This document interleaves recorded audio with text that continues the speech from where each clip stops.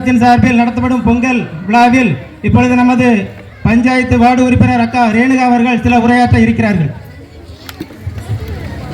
விஸ்வநாதபுரத்தில் நமது ஸ்ரீ முத்தாரம்மன் இளைஞர் மன்றம் நடத்தும் 22வது ஆண்டு விழாவிற்கு அதாவது பொங்கல் நிகழ்ச்சி வெகும் சீரும் சிறப்புமாக 2 நாட்களாக நடந்து கொண்டிருக்கிறது. இந்த இளைஞர் மன்ற உறுப்பினர்களை நான் மிகவும் வாழ்த்துகிறேன், பாராட்டுகிறேன். அழகாக ஏற்பாடுகளை செய்திருக்கிறார்கள். போன வருடத்திற்கு இந்த வருடம் எவ்வளவோ பரவாயில்லை. ஒவ்வொரு வருடமும் வருடம் மெருகேற்றியே கொண்டிருக்கிறார்கள். அவர்களை நம் ஊர் சார்பாக பாராட்டு தெரிவிக்க வேண்டும் என்று விரும்புகிறேன்.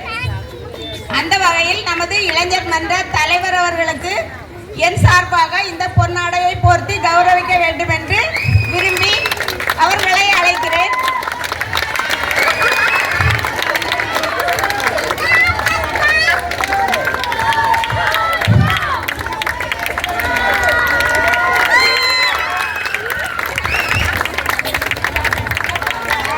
அதாவது எந்த வருடமும் நடத்துறது போல இல்லாம இந்த வருடம் சிலம்பாட்டம், யோகா அப்படி நிறைய புது புது ப்ரோக்ராம் எல்லாம் கொண்டு வந்திருந்தாங்க.